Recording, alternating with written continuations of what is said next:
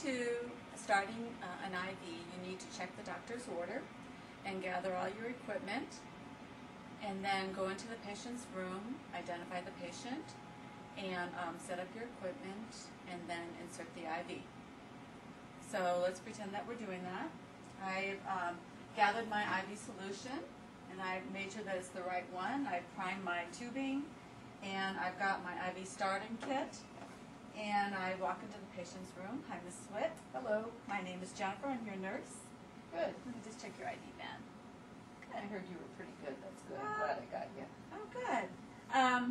I'm going to be starting an IV. The doctor ordered it to give you some fluids. Have you ever had an IV before? Yes, I have. Was there any problems? No, I got pretty good veins. Okay.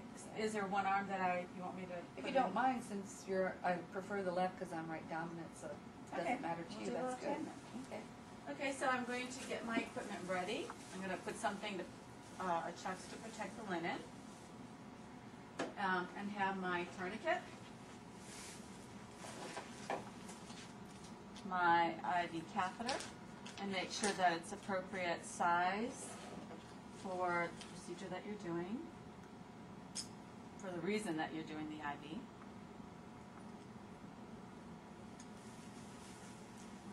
Have some alcohol and your tape. Have that all ready and cut.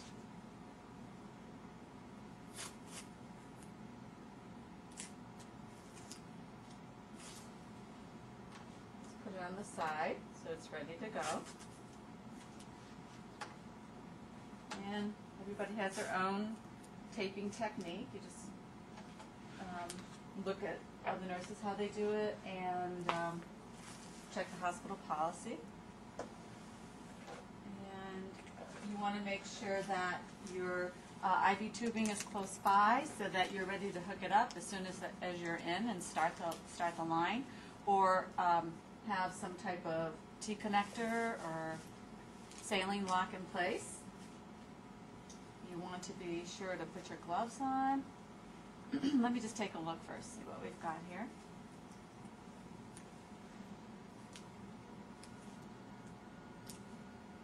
Okay, now can you open and close your hand? There you go, and maintain a fist. So you want to take a look on the arm to see where the best location is, and she's got several areas here. This one's a little curvy.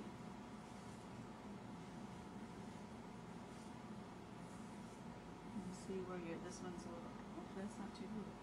Wait, no.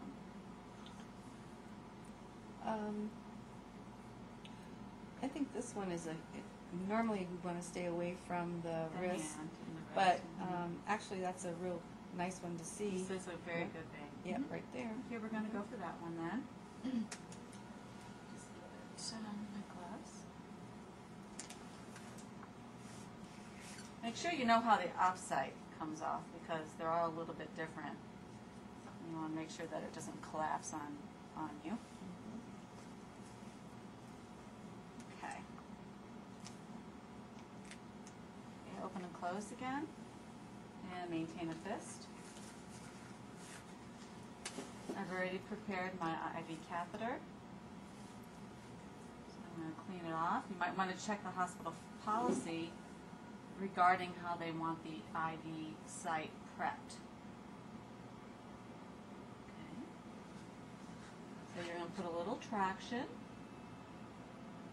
Make sure it's bevel up. And go at it in about a 30-degree angle. Wait for your blood return.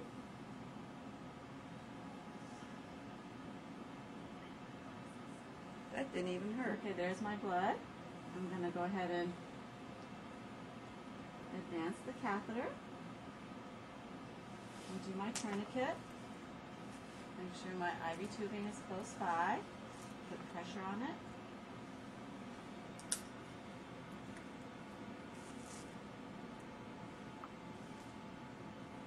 Very nice. Okay. I'm going to go ahead and open my tubing, my IV fluid.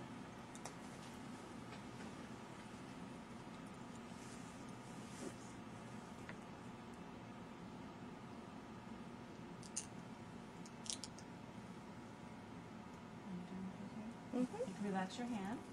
Good. Does it hurt? Mm-mm, not at all. It didn't hurt at all. You're very good. Okay. I'm going to secure it just a little bit better here. Mm-hmm. Mm-hmm. Make sure I've got it securely in there. And I'm going to take my tape. Want me to chevron it? Mm-hmm. Chevron. Mm-hmm. And bring it across.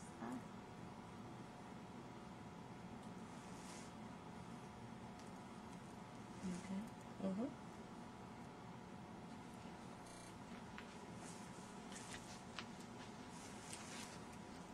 And I'm going to get my opsite. Put it over it so I'm not covering the hub. So when I have to change the tubing, it's not difficult.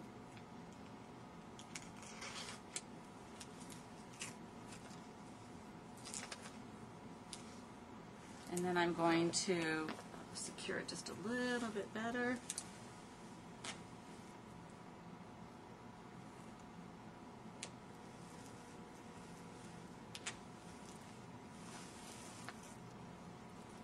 Yeah. There you go. It's a little difficult to do this with gloves on. If the patient's really cooperative, you could take your gloves off and tape, you know, as long as you cleaned up the blood. And then just throw everything into your chucks. And take another good look at it. Go ahead and date it with your initials and the time. Make sure that it's running at the proper rate. And then document what you did.